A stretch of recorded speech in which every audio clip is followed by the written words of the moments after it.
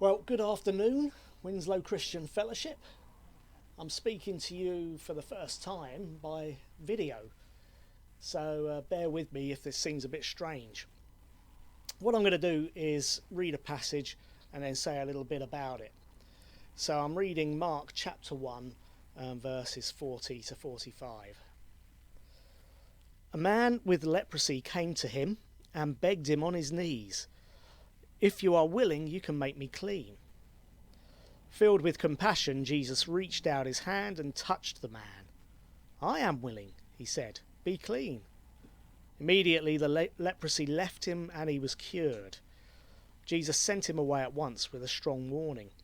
"See that you don't tell this to anyone, but go, show yourself to the priest and offer the sacrifices that Moses commanded for your cleansing as a testimony to them." Instead, he went out and began to talk freely, spreading the news. As a result, Jesus could no longer enter a town openly, but stayed outside in lonely places.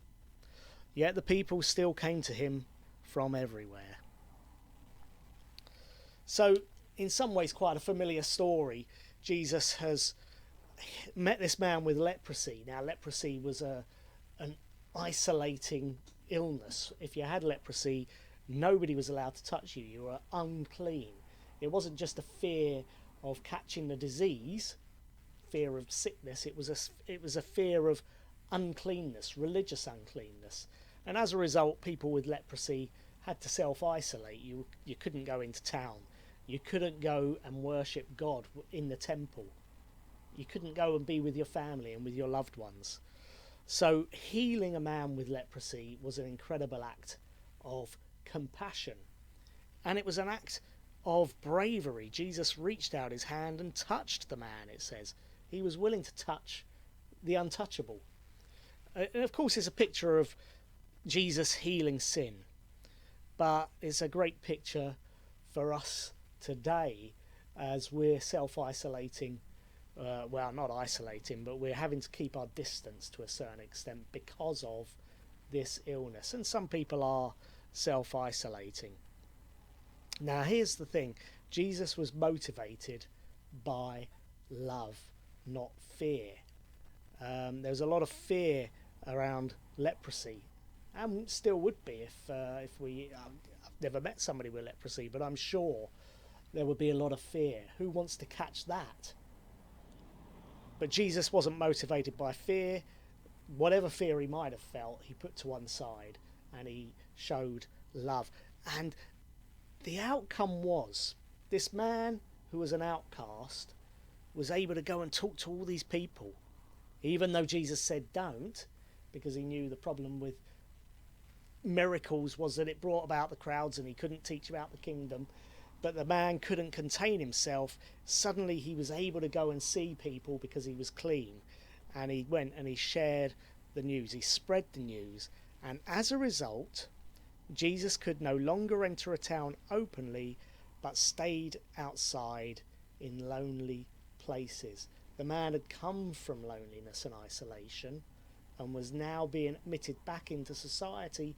Jesus has taken on that isolation, had to retreat into lonely places. There's a substitution going on, and of course it's a picture of the main substitution that eventually Jesus would perform when he took on the sin of you and me on the cross. When we were freed from guilt, he took it onto himself and suffered the consequences. So this is a great picture for us to think about as we struggle with the new principles, the new advice about isolating ourselves and staying away from others, about avoiding social contact.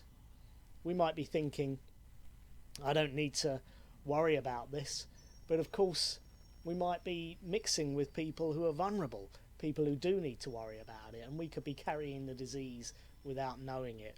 So we all need to be motivated by love. There's a story from the time of the Great Plague.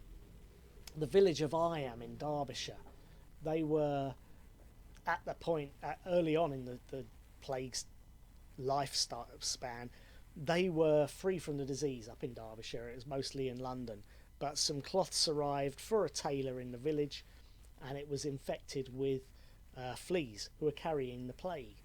And as a result, the plague had made its way to this village.